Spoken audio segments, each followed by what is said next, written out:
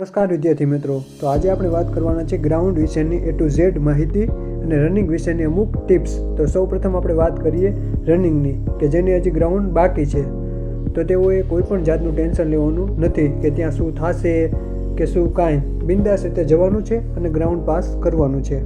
Running વિશે વાત કરીએ તો તમારે સ્ટેપ ખોલવાની અને અન્ય એક્સરસાઇઝ ચાલુ રાખવાની છે અને વીકમાં 2 વાર ટાઈમિંગ લેવો જેથી કોન્ફિડન્સ રહે.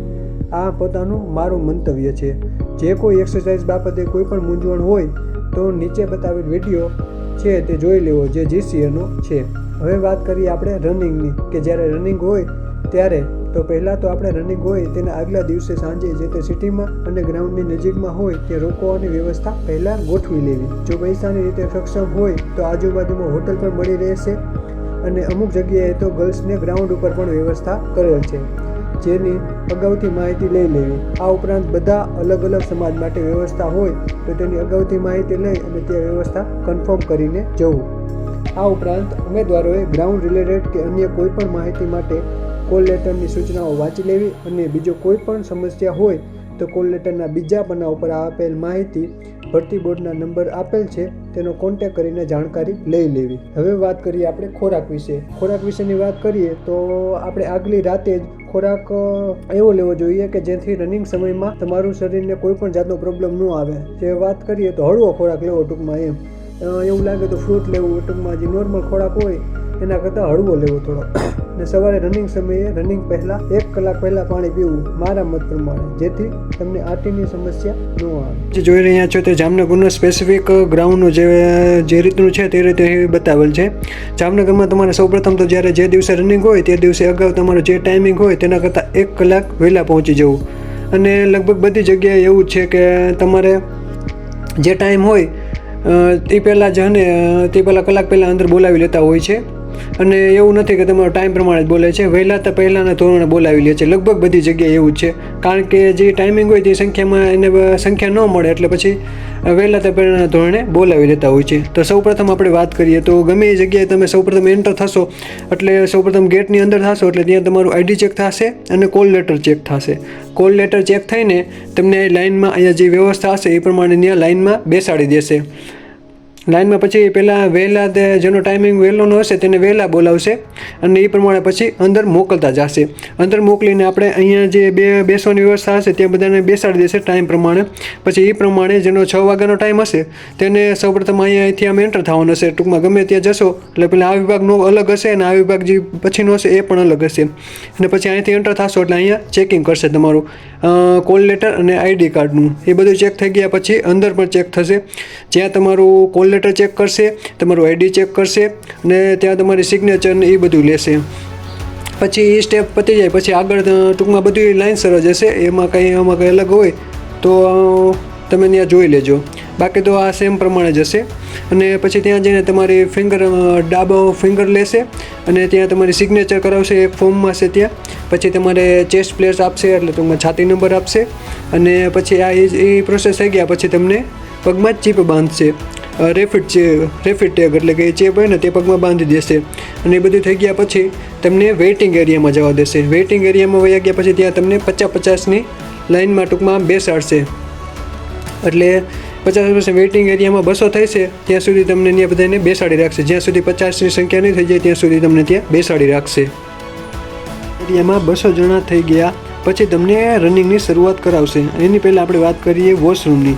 તો તમે જ્યારે અંદર એન્ટર થાવ જ્યારે ગ્રાઉન્ડમાં, એટલે ગ્રાઉન્ડમાં મીન્સ કે તમે જ્યારે તમારું ચેકિન કરીને પછી વેઇટિંગ એરિયા બેસો કે પ્રમાણે પહેલાં ટાઈમ પ્રમાણે બેસાડે આગળ શરૂઆતમાં, ત્યારે પણ તમને વોશરૂમની વ્યવસ્થા છે. અને છેલ્લે વેઇટિંગ એરિયા સુધી તમને જો બહુ એવું હશે તો પણ જવા દેશે. ના નહીં નથી પાડતા લગભગ જગ્યાએ. હવે આ વાત કરીએ આપણે લાસ્ટમાં, કે વેઇટિંગ એરિયામાં 200 જણા ભેગા થઈ ગયા. હવે શું પછી? તો હવે પછી તમને રનિંગ માટે 50-50ની 4 લાઇન કરાવશે. અહીંયા જે ગ્રાઉન્ડ આપેલું છે અહીંયા ત્યાં 50-50ની 4 લાઇન કરાવશે અને અહીંથી પછી દોડવાની શરૂઆત કરાવશે. અહીંયા છે આપણે ડિજિટલ વોચ આપેલી છે અને અહીંયા આપણે જે પગમાં રેફિડ ટેગ હોય તેના સેન્સર આપેલા છે. ટૂંકમાં અહીંયાથી તમારું રેફિડ ટેગ સેન્સર ટૂંકમાં રાઉન્ડ કાઉન્ટ થતા જશે. અને અમુક જગ્યાએ એક વોચ આપેલી હોય તો અમુક જગ્યાએ 2 વોચ પણ આપેલી હોય છે. જેમ કે અહીંયા આપેલી છે વોચ, અને અહીંયા ચારે બાજુ પોલીસવાળા હોય છે જે તમને મોટિવેશન પણ આપતા હોય છે. અને અહીંયા અમુક જગ્યાએ તો માઇક સોંગ પણ વગાડવામાં આવે છે, અને અમુક જગ્યાએ એમણે મોટિવેશનલ વાતો પણ એ બધું કરવામાં આવે છે. બધી જગ્યાએ અલગ અલગ વસ્તુઓ હોય છે. તો હવે વાત કરીએ આપણે રાઉન્ડની. ઉપર ડિજિટલ વોચમાં તમારો ટાઈમિંગ જ્યારથી રાઉન્ડ સ્ટાર્ટ થાય ત્યારે તમને ત્યાંથી બોલવામાં આવે છે. આગળ 1 to 1 પહેલાં 50ની લાઈનને દોડાવે, પછી બીજી 50, પછી ત્રીજી 50 અને ચોથી 50. પછી તમારો એવું નથી કે તમે આ પહેલાં આવ્યો ગયો એટલે એનો ટાઈમિંગ વહેલો આવશે કે આનો ટાઈમ મારો ટાઈમ ઓછો થશે. તમારો પગ જ્યારે સેન્સર આગળથી નીકળશે ત્યારથી તમારો ટાઈમ સ્ટાર્ટ થશે. અમુક જગ્યાએ 12 રાઉન્ડ છે તો અમુક જગ્યાએ 13 રાઉન્ડ છે.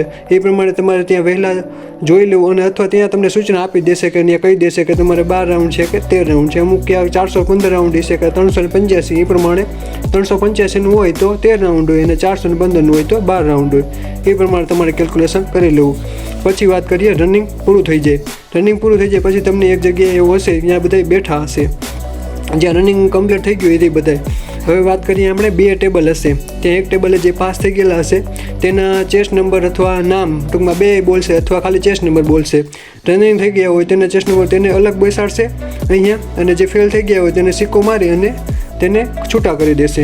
હવે વાત કરીએ આપણે જે પાસ થઈ ગયેલા છે એની. ત્યાં એક આવું કમ્પાર્ટમેન્ટ હશે જ્યાં પાસ થઈ ગયેલા હશે તે બધાને લાઇનસર બોલાવશે, 10 અથવા 15 જે ટૂંકમાંની વ્યવસ્થા હશે એ પ્રમાણે. હવે ત્યાં છાતી ઊંચાઈ, પછી તમારું ચેસ્ટ પ્લેટ, અને પછી તમારો ફોટો પાડશે, પછી તમારું ફિંગર લેશે. તે બધી પ્રોસેસ કરી અને છાતી, અને જેને પણ ચેસ્ટ ન થતી હોય તેને પુશઅપ કરવાની પણ સુવિધા ટૂંકમાં વ્યવસ્થા કરી આપે છે કે તમે પુશઅપ કરી શકો છો, અથવા બધી વ્યવસ્થા હોય છે. ન થતી હોય ને તમારે છાતી વધારે પણ ન થતી હોય તમે અરજી પણ કરી શકો છો કે મારે એવું થોડીક ટ્રાય કરી લો, એમ ન થાય તો એમ તમે અરજી પણ એવી કરી શકો છો. ત્યાં ટ્રાયલ પણ ટૂંકમાં કહી શકાય ને કે ફરિયાદનું પણ હોય છે કે મારે બીજી વાર રોલ કરવી છે એમ ચેસ્ટ માટે. હવે વાત કરીએ આપણે લાસ્ટમાં. છાતી થઈ ગઈ, ઊંચાઈ થઈ ગઈ. ચેસ્ટમાં તો વકાલી લે છે, સ્ટાફ બહુ સારો હોય છે, એટલે પણ ઊંચાઈમાં થોડુંક કેવડા હોય છે કે ઊંચાઈમાં બહુ હોય તો નથી હકાલતા. હવે વાત કરીએ બધું થઈ ગયા પછી લાસ્ટમાં તમારે જ્યાં અધિકારી હોય, પીઆઈ હોય કે જે ઉપરી અધિકારી હોય તેની સિગ્નેચર કરીને ત્યાંથી પણ તમને છૂટા કરી દે છે. આ રીતની પ્રોસેસ હોય છે, જે લગભગ જગ્યાએ આ સેમ જ હોય છે, બસ જગ્યાની ફેરફાર હોય છે. તે માટે આ બધી કાળજી રાખી અને તમારે જવું. જય હિન્દ, જય ભારત.